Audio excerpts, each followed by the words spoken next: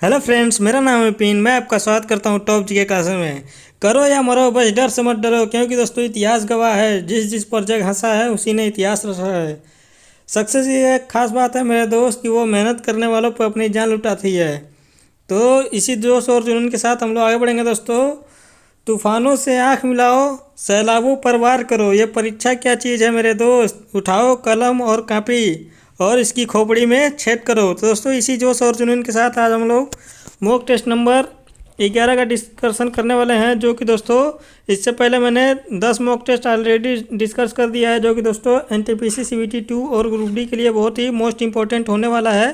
तो दोस्तों आप लोग इसके लिए अपना जी जान लगा दीजिए दोस्तों, क्योंकि यह जो रेलवे वैकेंसी है वो बहुत ही आसान आसान है दोस्तों। बस आपको थोड़ी सी मेहनत करने की ज़रूरत है और आप लोग इसको दोस्तों इसमें सिलेक्शन ले सकते हैं। और दोस्तों रेलवे की जो जॉब होती है वो बहुत ही आसान होती है, इसमें कुछ ज़्यादा ही काम करना नहीं पड़ता है। तो दोस्तों आप लोग ये सोचिए कि हाँ, मैं इसी में सिलेक्शन इस बार ले लूँगा और दोस्तों 2022 में ही फाइनेंशियल फ्री हो जाऊंगा। तो दोस्तों इसी जोश और जुनून के साथ इस वीडियो में आगे बढ़ते हैं। और वीडियो में आगे बढ़ने से पहले मैं आपको बता दूं कि इसमें दोस्तों मैं 45 क्वेश्चनों को डिस्कस करूंगा। तो दोस्तों आप लोग वीडियो के लास्ट तक बने रहिए और आपको बताना है कि आपके 45 क्वेश्चन में से कितना क्वेश्चन आपके सही हुए। और दोस्तों इसमें जो है 25 क्वेश्चन जो है वो जनरल साइंस के होंगे और 20 क्वेश्चन जनरल नॉलेज के होंगे। तो दोस्तों आप लोग वीडियो के लास्ट तक जरूर बने रहें।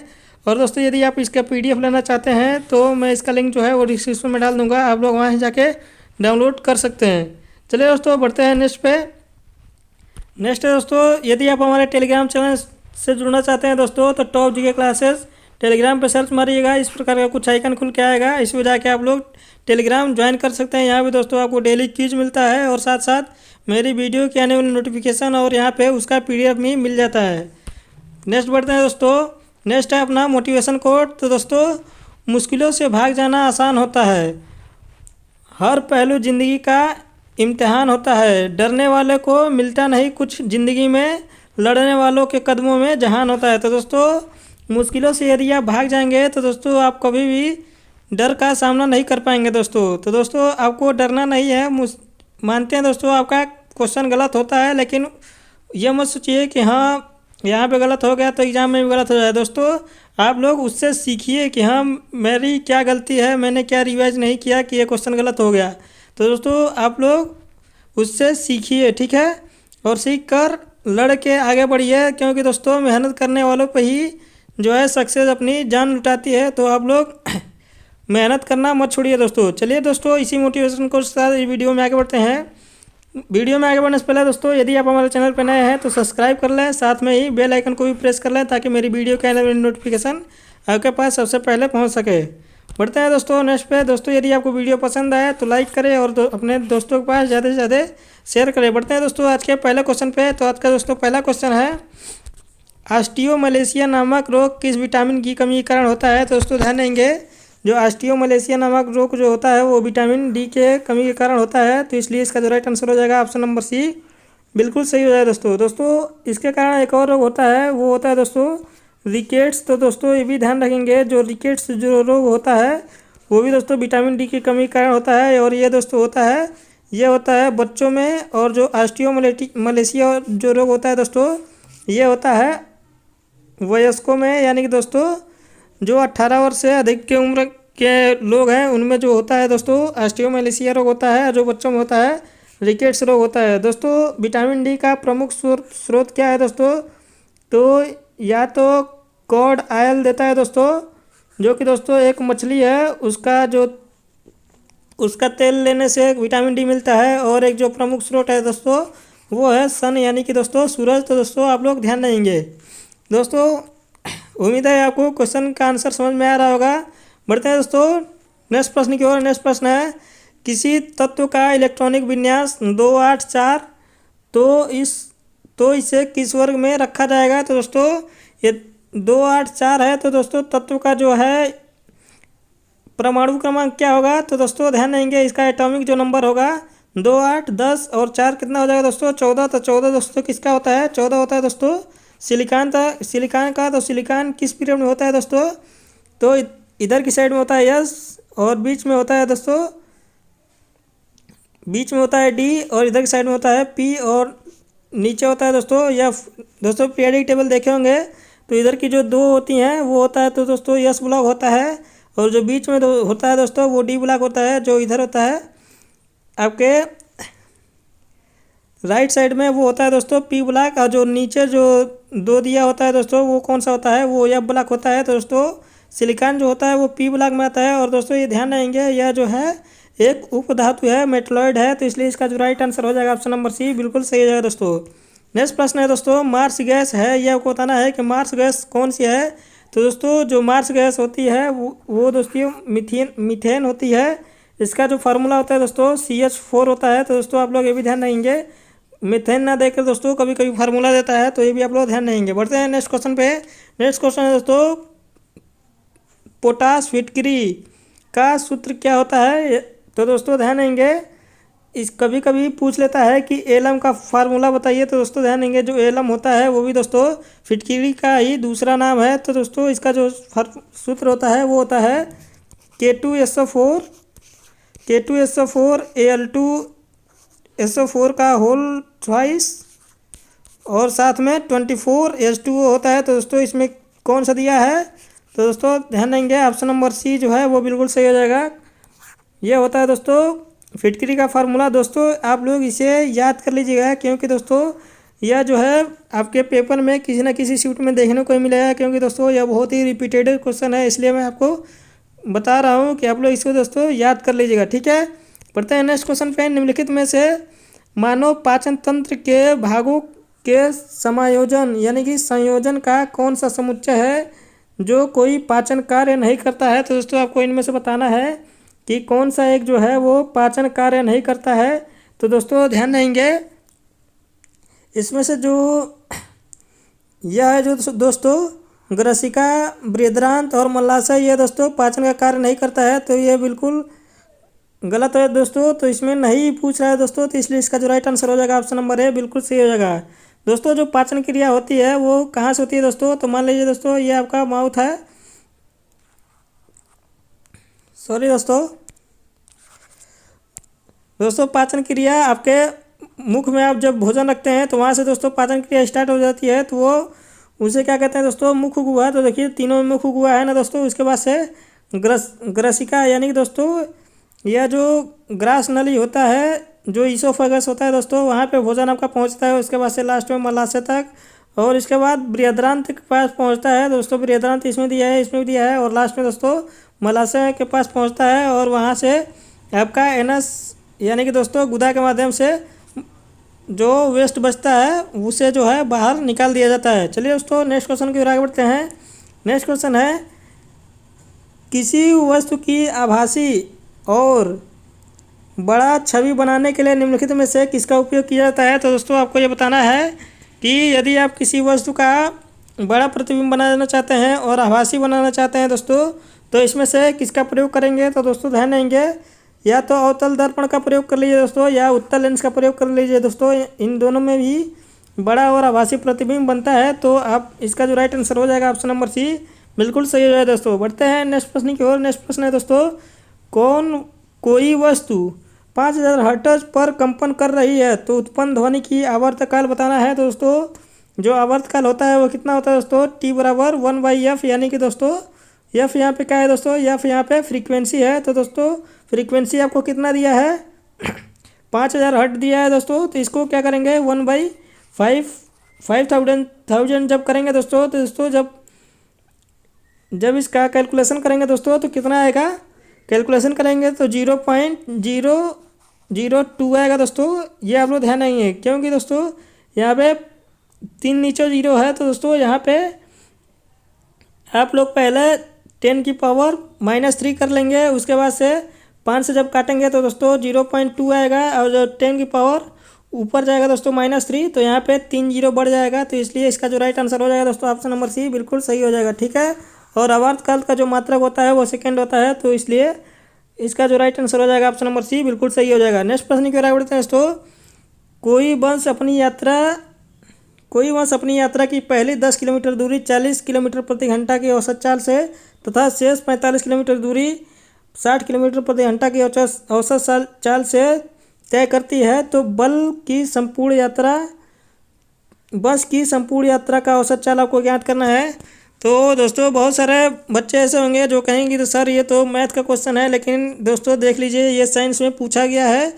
तो दोस्तों साइंस में जो है न्यूमेरिकल भी आता है, तो ये साइंस का न्यूमेरिकल बना के इसमें दे दिया है। तो दोस्तों जो एवरेज स्पीड का जो फार्मूला होता है वो कौन सा होता है दोस्तों? एवरेज स्पीड का जो फार्मूला होता है वो होता है टोटल डिस्टेंस बटे टोटल टाइम, यही होता है ना दोस्तों। तो टोटल डिस्टेंस आपको कितना दे दिया है, यहाँ पे एक 10 दिया है दोस्तों और 45 दिया है। तो 10 और 45 कितना हो जाएगा दोस्तों? 55 हो जाएगा। और टोटल टाइम कैसे निकालेंगे दोस्तों? तो पहले 10 किलोमीटर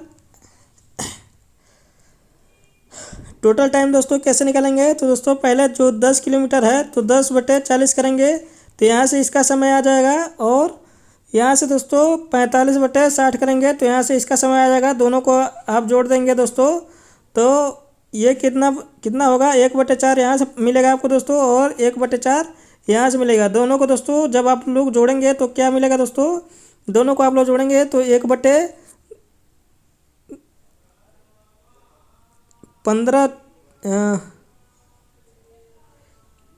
यहाँ पे दोस्तों 2 बटे सॉरी दोस्तों एक बार और देख लेते हैं। तो दोस्तों टाइम निकालने का फार्मूला क्या होता है दोस्तों? सबसे पहले दूरी निकालने का फार्मूला होता है डिस्टेंस इंटू स्पीड बटे स्पीड इंटू टाइम। तो दोस्तों आपको टाइम निकालना है तो डिस्टेंस बटे स्पीड करेंगे। तो डिस्टेंस पहले के लिए क्या दिया है? 10 और दूसरे के लिए 40 दिया है, ठीक है।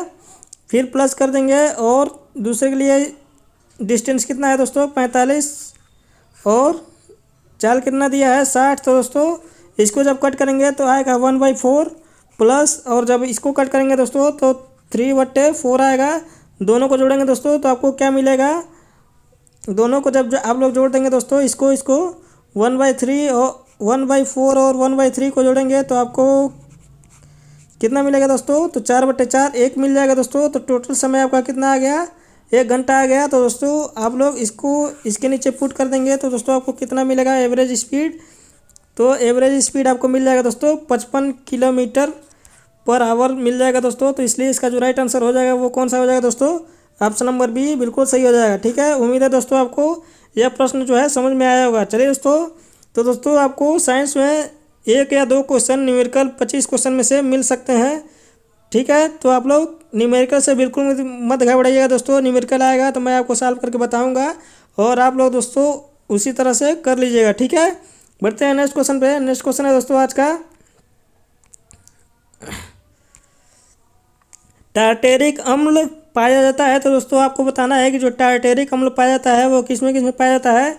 तो ध्यान रखेंगे दोस्तों, टार्टेरिक अम्ल एक तो कच्चे आमों में पाया जाता है और अंगूरों में पाया जाता है। तो दोस्तों इसलिए इसका जो राइट आंसर हो जाएगा ऑप्शन नंबर सी बिल्कुल सही हो जाएगा दोस्तों। ध्यान रखेंगे दोस्तों, जो नींबू में जो अम्ल पाया जाता है वो एस्कॉर्बिक अम्ल पाया जाता है और आंवला में भी एस्कॉर्बिक अम्ल पाया जाता है। तो इसका जो राइट आंसर हो जाएगा दोस्तों ऑप्शन नंबर सी बिल्कुल सही हो जाएगा, ठीक है। उम्मीद है आपको समझ में आएगा दोस्तों। नेक्स्ट प्रश्न की ओर आगे बढ़ते हैं।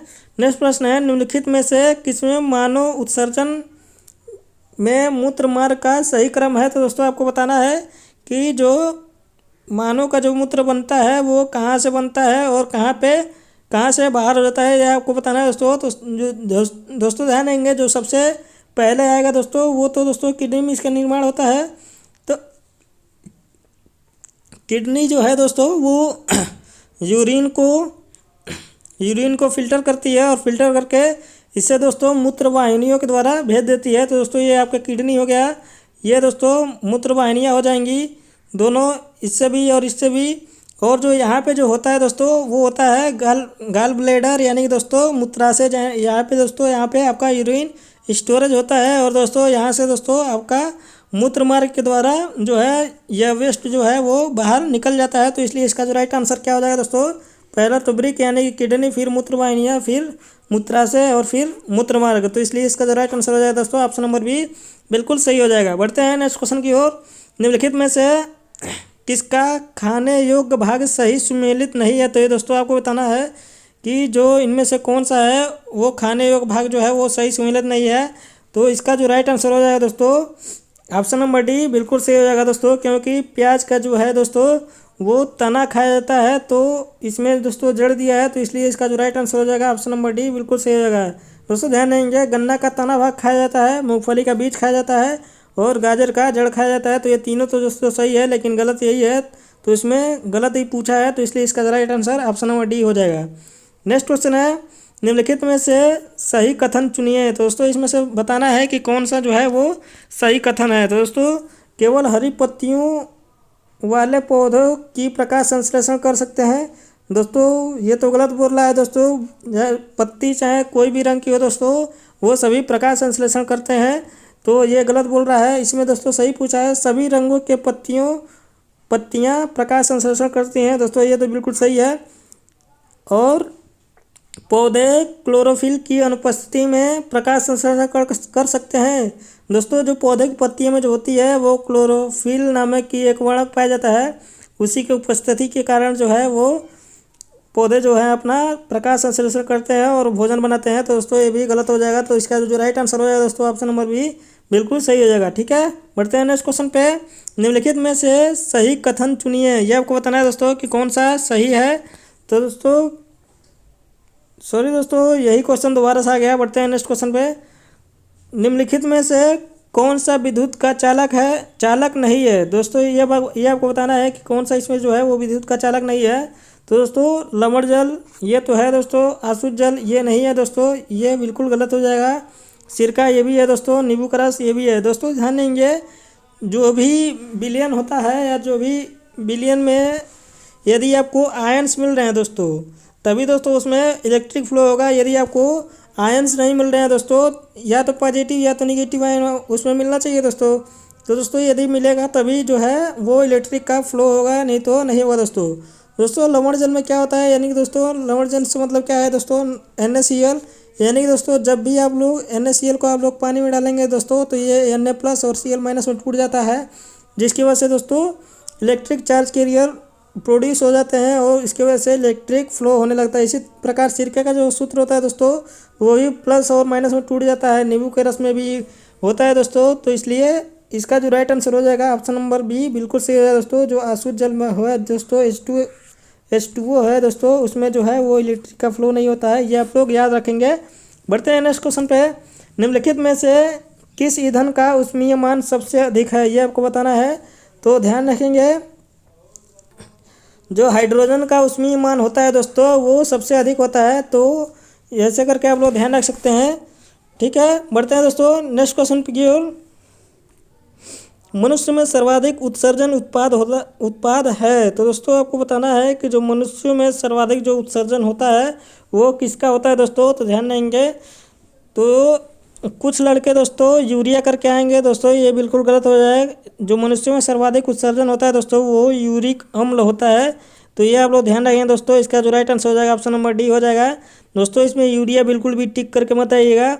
और दोस्तों जो यूरिक अम्ल का निर्माण होता है, ये भी दोस्तों आपसे क्वेश्चन पूछा जाता है, तो दोस्तों कहाँ पे होता है, तो वो ध्यान रखेंगे दोस्तों। जो यूरिक अम्ल का जो निर्माण होता है वो होता है दोस्तों लीवर में, तो ये दोस्तों आप लोग ध्यान देंगे। लीवर यानी कि दोस्तों हृदय में होता है यूरिक अम्ल का निर्माण। और दोस्तों वहाँ से जो रक्त आता है वो आता है दोस्तों आपके किडनी के पास, और किडनी जो है उसमें से यूरिन को अलग करके और शुद्ध ब्लड को आगे भेज देती है पूरे शरीर में। तो दोस्तों इसका जो राइट आंसर हो जाएगा ऑप्शन नंबर डी बिल्कुल सही हो जाएगा। नेक्स्ट क्वेश्चन है दोस्तों, शरीर का कौन सा हार्मोन तनाव संयोजन में हमारी सहायता करता है। तो दोस्तों आपको बताना है कि तनाव में या टेंशन में दोस्तों आपका जो सहायता करता है वो होता है दोस्तों एड्रेनल हार्मोन, जो कि दोस्तों इसे एक और नाम से जानते हैं दोस्तों, फ्लाइट एवं फाइट हार्मोन के नाम से। तो दोस्तों आपको ध्यान रखना है कि फ्लाइट एवं फाइट हार्मोन के नाम से किसे जानते हैं, तो दोस्तों ये एड्रिनल हार्मोन को कहते हैं। तो ये आप लोग दोस्तों ध्यान रखेंगे। ठीक है, बढ़ते हैं दोस्तों नेक्स्ट क्वेश्चन पे। नेक्स्ट क्वेश्चन है दोस्तों, निम्नलिखित में से कौन सा विकल्प स्वपोषियों के समूह को दर्शाता है। तो दोस्तों आपको बताना है कि इनमें से कौन सा जो है वह स्वपोषी को दर्शाता है, यानी दोस्तों जो अपना भोजन स्वयं बनाते हैं, इनमें से कौन सा कथन जो है वो सही है।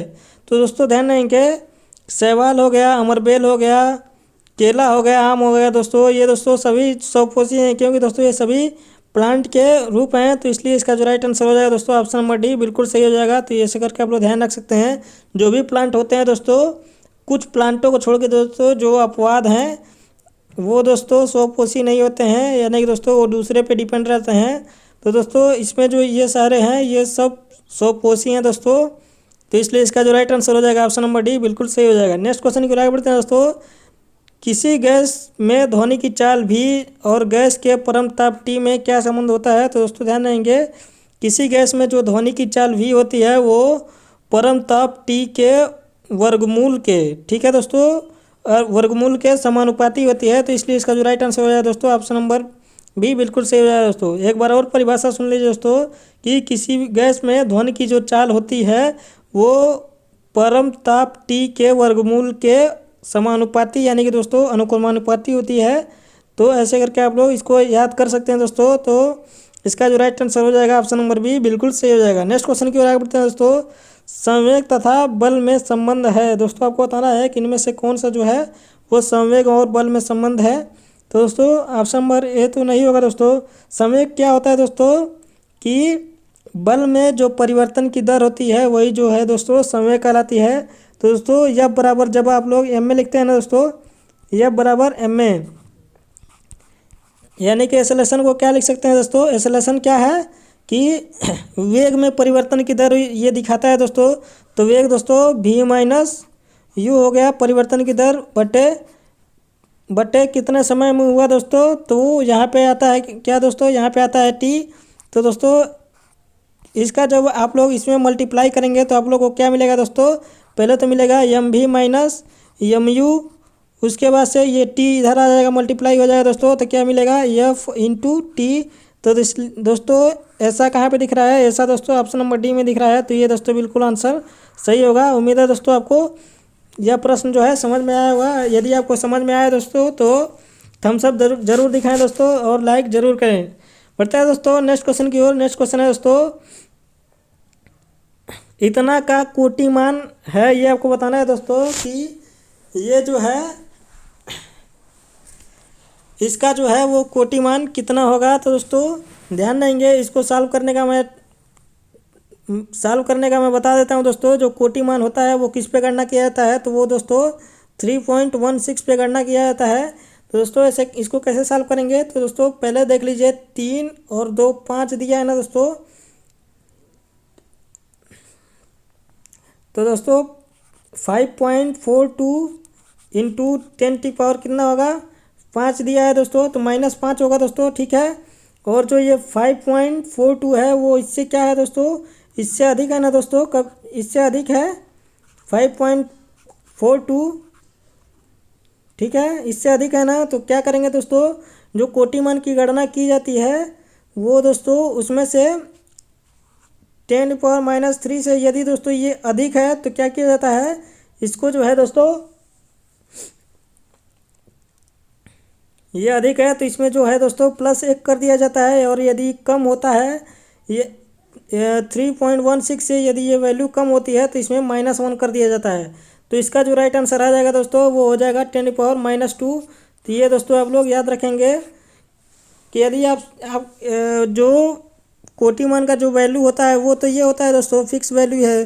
और उसके बाद से जो जिसका आपको निकालना है, ठीक है, ये 5.42 का निकालना है। तो जो 5.42 है दोस्तों इससे अधिक है तो कोटिमान का एक वैल्यू होता है ये 10⁻³ तो यदि आपसे इसका वैल्यू जो है वो अधिक होता है तो उसमें +1 कर देते हैं, और यदि इससे कम होता है तो उसमें -1 कर देते हैं 10⁻³ में। तो जो भी वैल्यू आता है वो वही उसका जो है आंसर हो जाता है। तो उम्मीद है दोस्तों आपको ये प्रश्न समझ में आया होगा। अगर नहीं समझ में आया दोस्तों तो वीडियो को एक बार और देख लीजिएगा, आपको निश्चय ही समझ में आ जाएगा। बढ़ते हैं दोस्तों नेक्स्ट क्वेश्चन पे। बाइलरुबिन पाया जाता है तो दोस्तों इसको बिलीरुबिन भी कहा जाता है। तो दोस्तों ये किस में पाया जाता है, ये दोस्तों पाया जाता है पित्तरस में, जो कि दोस्तों पित्तरस का श्रावण कहाँ से होता है दोस्तों, पित्तरस कहाँ से निकलता है, तो दोस्तों ध्यान देंगे पित्तरस जो है वो लीवर से निकलता है। तो दोस्तों इसी में जो है वो बिलीरुबिन होता है। तो दोस्तों इसका जो राइट आंसर हो जाएगा ऑप्शन नंबर ए हो जाएगा, बिल्कुल सही आंसर। और जो बिलीरुबिन का जो कलर होता है दोस्तों वो हल्का पीला होता है, ये आप लोग ध्यान देंगे। नेक्स्ट क्वेश्चन की ओर आगे बढ़ते हैं। नाइट्रोजन का लिटमस के प्रति व्यवहार है। तो दोस्तों ध्यान देंगे, जो नाइट्रोजन होता है वो जो है वो लिटमस के प्रति क्षारीय व्यवहार करता है, तो इसलिए इसका जो राइट आंसर, सॉरी दोस्तों, जो नाइट्रोजन होता है दोस्तों वो अम्लीय या क्षारीय दोनों प्रति का व्यवहार करता है, तो इसलिए जो इसका राइट आंसर हो जाएगा ऑप्शन नंबर सी बिल्कुल सही हो जाएगा दोस्तों। क्योंकि दोस्तों नाइट्रोजन कभी कभी अम्लीय की तरह व्यवहार करता है, कभी कभी क्षारीय की तरह व्यवहार करता है, तो इसके लिए जो राइट आंसर हो जाएगा ऑप्शन नंबर सी बिल्कुल सही हो जाएगा दोस्तों। उदासीन प्रति के भांति व्यवहार करता है, तो ये आप लोग ध्यान देंगे। नेक्स्ट क्वेश्चन है दोस्तों, 1 न्यूटन कितने डाइन के तुल्य है, तो ये आपको बताना है दोस्तों। तो दोस्तों ध्यान रखेंगे, जो 1 न्यूटन बराबर होता है वो 10⁵ डाइन होता है, तो इसका जो राइट आंसर हो जाएगा दोस्तों ऑप्शन नंबर बी बिल्कुल सही हो जाएगा। नेक्स्ट क्वेश्चन की ओर आगे बढ़ते हैं। पूर्ण आंतरिक परावर्तन संभव है जब प्रकाश चलता है। तो दोस्तों प्रकाश जब भी दोस्तों सघन से सघन माध्यम में जाएगा दोस्तों, तभी जो है वो पूर्ण आंतरिक परिवर्तन संभव है। तो यहाँ पे दोस्तों कांच भी सघन माध्यम है और जल भी सघन माध्यम है दोस्तों, लेकिन दोस्तों जो अधिकतम सघनता पाया जाएगा दोस्तों वहीं से प्रकाश जो है वो पूर्ण आंतरिक परिवर्तन होगा, तो इसलिए इसका जो राइट आंसर हो जाएगा दोस्तों ऑप्शन नंबर डी बिल्कुल सही हो जाएगा। बढ़ते हैं दोस्तों नेक्स्ट क्वेश्चन पे। निम्नलिखित में से कौन सी ऊष्मा संचरण की विधि में आवश्यक रूप से माध्यम की आवश्यकता नहीं होती। तो दोस्तों आपको बताना है कि इनमें से कौन सा जो है वो ऊष्मा के संचरण के रूप में, ऊष्मा जब संचरित होती है दोस्तों एक स्थान से दूसरे जगह पर ट्रेवल करती है, तो इसमें से कौन सा ऐसा माध्यम है जिसकी आवश्यकता नहीं होती। तो दोस्तों ध्यान देंगे, जो विकिरण होता है इसकी जो है दोस्तों वो बिल्कुल भी आवश्यकता नहीं होती। इसके लिए जो विकिरण होता है दोस्तों, जैसे मान लीजिए सूर्य से प्रकाश जो पृथ्वी पर आता है दोस्तों, ये भी पूछ देता है कि किस माध्यम से आता है। तो दोस्तों ध्यान देंगे विकिरण के माध्यम से आता है, तो दोस्तों इसलिए इसका जो राइट आंसर हो जाएगा ऑप्शन नंबर सी बिल्कुल सही हो जाएगा। बाकी दोस्तों चालन में दोस्तों चालन के लिए जो है वो माध्यम की आवश्यकता होती है और संवहन के लिए भी माध्यम की आवश्यकता होती है, ठीक है। लेकिन दोस्तों विकिरण के लिए जो है वो माध्यम की आवश्यकता नहीं होती है, तो इसलिए इसको जो राइट आंसर हो जाएगा ऑप्शन नंबर सी बिल्कुल सही हो जाएगा। बढ़ते हैं दोस्तों नेक्स्ट प्रश्न पे। गणगौड़ दोस्तों अभी तक हम लोगों ने 25 क्वेश्चन जो है वो साइंस के जीएस के दोस्तों जनरल साइंस के हम लोग देख चुके हैं। तो दोस्तों आपका 25 में से कितना क्वेश्चन सही हुआ कमेंट बॉक्स में कमेंट करके जरूर बताएं दोस्तों। और दोस्तों लास्ट तक बने रहें और ये भी बताएंगे दोस्तों कि पूरे सेट में आपका जो है 45 में से कितना क्वेश्चन सही हुआ, ताकि मुझे भी पता चले कि यहाँ आपकी तैयारी कहाँ तक पहुँची है। इसमें का पहला प्रश्न है दोस्तों जीके का, गणगौड़ किस राज्य का लोक नृत्य है। तो दोस्तों ध्यान देंगे, ये जो लोक नृत्य है ये जो है राजस्थान का लोक नृत्य है, तो इसलिए इसका जो राइट आंसर हो जाएगा ऑप्शन नंबर सी बिल्कुल सही हो जाएगा। आदम का पुल यानी कि दोस्तों एडम्स ब्रिज स्थित है, ये आपको बताना है। तो दोस्तों ध्यान देंगे, एडम्स ब्रिज भारत और श्रीलंका के बीच है दोस्तों। एडम्स ब्रिज उसी को कहा जाता है जो दोस्तों राम जी ने श्रीलंका में जाने के लिए जो ब्रिज बनाया था, तो उसी को दोस्तों एडम ब्रिज कहा जाता है, तो इसलिए इसका जो राइट आंसर हो जाएगा ऑप्शन नंबर सी बिल्कुल सही हो जाएगा। दिल्ली सल्तनत की एकमात्र महिला शासक कौन बनी थी। तो ये तो सभी लोग जानते हैं दोस्तों, रजिया सुल्तान जो थी वो दिल्ली सल्तनत की एकमात्र महिला शासक थी, ठीक है। नेक्स्ट क्वेश्चन है दोस्तों, एशिया का प्रथम ग्रीन एयरपोर्ट कौन सा है, ये आपको बताना है। तो दोस्तों ग्रीन एयरपोर्ट से मतलब ये है दोस्तों कि पर्यावरण के अनुकूल जो है दोस्तों वो कौन सा एयरपोर्ट है, तो वो है दोस्तों राजीव गांधी हवाई अड्डा, यानी कि दोस्तों राजीव गांधी एयरपोर्ट जो है वो ग्रीन एयरपोर्ट है, जो है एशिया का पहला एयरपोर्ट है। नेक्स्ट क्वेश्चन की ओर आगे बढ़ते हैं दोस्तों, स्वराज पार्टी की स्थापना किसने की, ये आपको बताना है। तो दोस्तों ध्यान देंगे, स्वराज पार्टी की स्थापना जो है वो सी.आर. दास और मोतीलाल नेहरू ने कब किया था दोस्तों, 1923 में किया था। तो ये ईयर भी ध्यान रखिए दोस्तों, ये भी आपसे कभी कभी पूछ लेता है, ठीक है। बढ़ते हैं नेक्स्ट क्वेश्चन की ओर। नेक्स्ट क्वेश्चन है दोस्तों, भारत का रूर तथा भारत की लौह एवं इस्पात पेटी के नाम से कौन विख्यात है। तो दोस्तों ऑप्शन नंबर ए है मालवय पठार, बी है विंध्य पठार, सी है मेघालय पठार और डी है छोटा नागपुर पठार। तो दोस्तों ध्यान देंगे, जो भारत में रूर और दोस्तों लौह और इस्पात पेटी के रूप में दोस्तों छोटा नागपुर पठार को जाना जाता है, तो इसलिए इसका जो राइट आंसर हो जाएगा ऑप्शन नंबर डी बिल्कुल सही हो जाएगा। नेक्स्ट क्वेश्चन की ओर आगे बढ़ते हैं, ऋग्वेद में कितने श्लोक है। तो दोस्तों ध्यान देंगे, ऋग्वेद में जो है दोस्तों 128 श्लोक हैं, तो इसलिए इसका जो राइट आंसर हो जाएगा ऑप्शन नंबर बी बिल्कुल सही हो जाएगा, ठीक है। और दोस्तों यदि आपसे पूछ ले कि इसमें दोस्तों कितने मंडल हैं ऋग्वेद में, तो दोस्तों ध्यान देंगे 10 मंडल हैं ऋग्वेद में, ये भी दोस्तों आप लोग ध्यान देंगे, ये भी आपसे क्वेश्चन पूछ लेता है। नेक्स्ट क्वेश्चन की ओर आगे बढ़ते हैं दोस्तों। एक से अधिक राज्यों की राजधानी निम्नलिखित में से कौन सी है, तो ये आपको बताना है दोस्तों। तो दोस्तों ध्यान देंगे कोलकाता, ये तो दोस्तों एक से अधिक राज्यों की राजधानी नहीं है, ये दोस्तों पश्चिम बंगाल की राजधानी है। पटना ये दोस्तों केवल बिहार की राजधानी है। लखनऊ ये केवल यूपी की राजधानी है। और चंडीगढ़ जो है दोस्तों, ये दोस्तों ध्यान देंगे ये हरियाणा का भी राजधानी है। और दोस्तों जो चंडीगढ़ यूटी यानी कि दोस्तों केंद्र शासित प्रदेश है उसका भी राजधानी है। तो दोस्तों ये एक से अधिक राज्यों का राजधानी है, तो इसलिए इसका राइट आंसर हो जाएगा ऑप्शन नंबर डी, बिल्कुल सही हो जाएगा। ठीक है, उम्मीद है क्वेश्चन समझ में आया होगा दोस्तों, क्वेश्चन का आंसर भी आपको समझ में आया होगा। यदि समझ में आया तो दोस्तों लाइक करें दोस्तों, और थम्स अप करके जरूर बताएं कि हाँ दोस्तों, हाँ सर मुझे समझ में आ गया।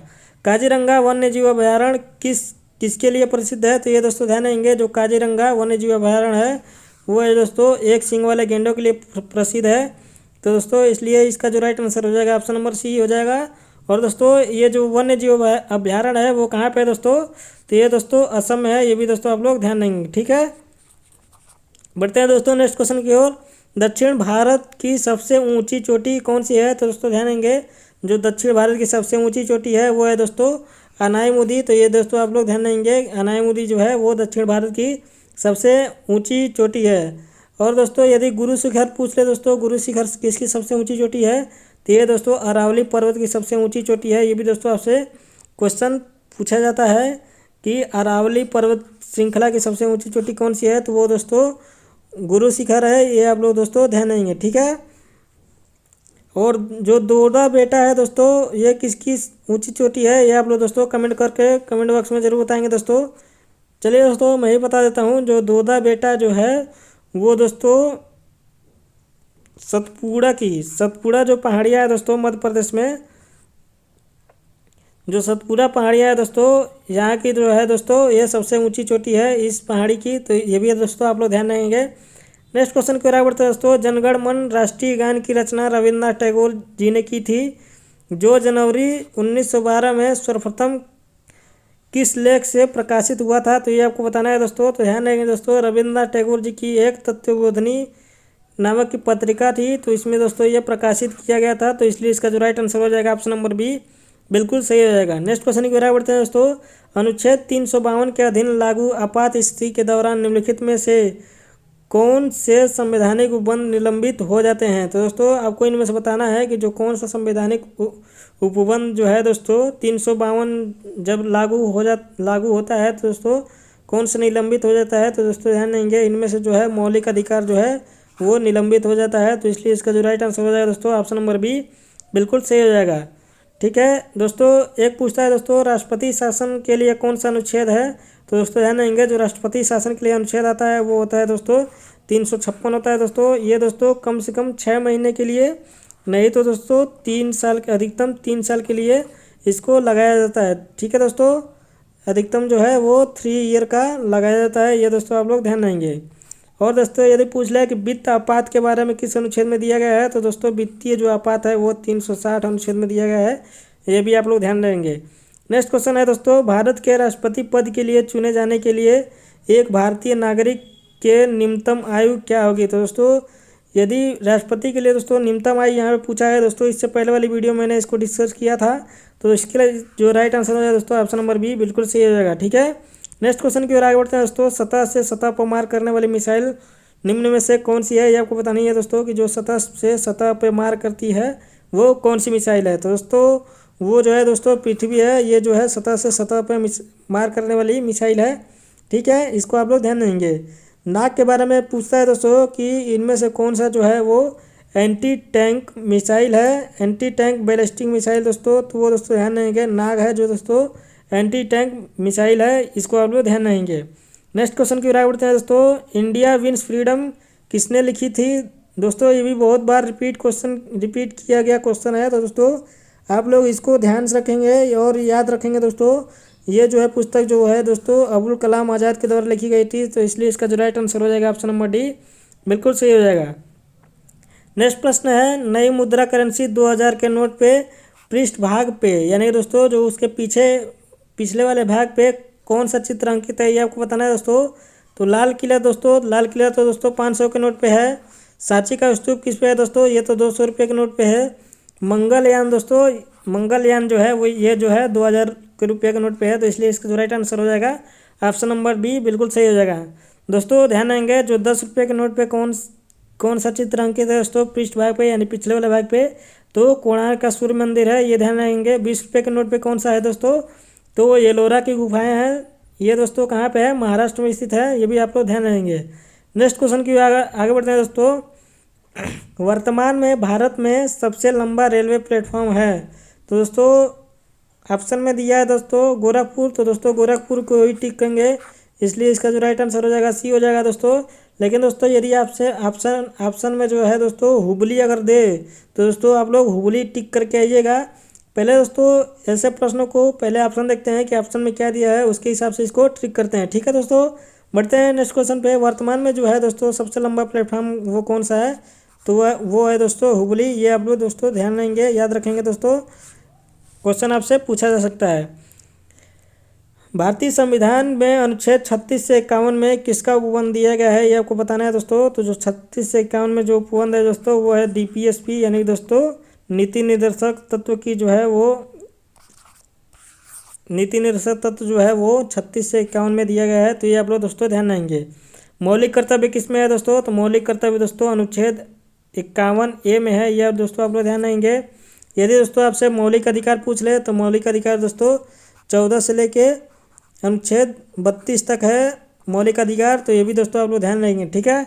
नेक्स्ट क्वेश्चन की ओर आगे बढ़ते हैं दोस्तों। नेक्स्ट क्वेश्चन है सबसे बड़ा महाद्वीप कौन सा है, ये आपको बताना है, तो ध्यान रखेंगे दोस्तों जो सबसे बड़ा महाद्वीप है वो है दोस्तों एशिया महाद्वीप, तो इसलिए इसका जो राइट आंसर हो जाएगा ऑप्शन नंबर बी बिल्कुल सही हो जाएगा। नेक्स्ट प्रश्न है दोस्तों हैदराबाद और सिकंदराबाद जुड़वा शहर किससे जुड़े हैं, तो दोस्तों ध्यान देंगे जो हैदराबाद है और सिकंदराबाद है ये दोस्तों दोनों जो हैं वो हुसैन सागर झील से जुड़े हुए हैं, तो इसलिए इसका जो राइट आंसर हो जाएगा ऑप्शन नंबर बी बिल्कुल सही हो जाएगा दोस्तों ध्यान देंगे हुसैन सागर झील का जो आकार है वो बिल्कुल दिल के आकार का है, तो दोस्तों आप लोग ये भी ध्यान देंगे, इसका आकार भी पूछ लेता है कि कौन सा सागर है या झील है जिसका आकार हार्ट शेप की तरह है, तो दोस्तों ध्यान देंगे हुसैन सागर झील का जो आकार जो है वो हार्ट शेप की तरह है, इसको आप लोग ध्यान देंगे दोस्तों। तो दोस्तों ये था लास्ट क्वेश्चन, आप लोग जरूर बताएंगे दोस्तों कि आपका 45 में से कितना क्वेश्चन सही हुआ, कमेंट बॉक्स में कमेंट करके ज़रूर बताएं। चलिए दोस्तों यदि आप हमारे टेलीग्राम चैनल से जुड़ना चाहते हैं दोस्तों तो टॉप जीके क्लासेस से जुड़ सकते हैं दोस्तों, यहाँ पे आपको डेली क्विज और जो मेरी वीडियो आती है उसका PDF आपको यहाँ पे मिल जाएगा, ठीक है। बढ़ते हैं दोस्तों नेक्स्ट है दोस्तों टॉप 10 जानकारी के बारे में। यदि आप दोस्तों जानकारी लेना चाहते हैं जैसे हरनाथ संधू के बारे में आप लोग दोस्तों टॉप 10 बातें जानना चाहते हैं तो इनके बारे में जान सकते हैं दोस्तों। ये दोस्तों आपको करंट अफेयर के दृष्टिकोण से बहुत ही मोस्ट इंपॉर्टेंट होगा, तो दोस्तों आप लोग इसके बारे में जानना चाहते हैं तो मैं इसका लिंक जो है डिस्क्रिप्शन में डाल दूंगा, आप लोग वहाँ से जाके जान सकते हैं। और दोस्तों यहाँ पे बहुत सारी बातों के बारे में जो दोस्तों आपके बहुत सारे फैक्ट ऐसे हैं जो आप लोग नहीं जानते हैं, यहाँ पे जाके विजिट करके जान सकते हैं दोस्तों, ठीक है। मैं इसका जो लिंक है वो डिस्क्रिप्शन में डाल दूंगा, आप लोग वहाँ से जाके देख लीजिएगा, ठीक है। बढ़ते हैं नेक्स्ट पे दोस्तों। तो दोस्तों आपको वीडियो कैसी लगी लाइक करें दोस्तों और ज़्यादा से ज़्यादा अपने दोस्तों के पास शेयर करें, और यदि आप हमारे चैनल पे नए हैं तो सब्सक्राइब कर लें दोस्तों और साथ में बेल आइकन को दबाना ना भूलें ताकि मेरे वीडियो के आने वाले नोटिफिकेशन आपके पास सबसे पहले पहुंच सके। तो आप लोग बेल आइकन को जरूर प्रेस करें दोस्तों, और आपको ये वीडियो कैसी लगी कमेंट बॉक्स में कमेंट करके ज़रूर बताएं। मिलते हैं दोस्तों नेक्स्ट वीडियो में, तब तक के लिए जय हिंद।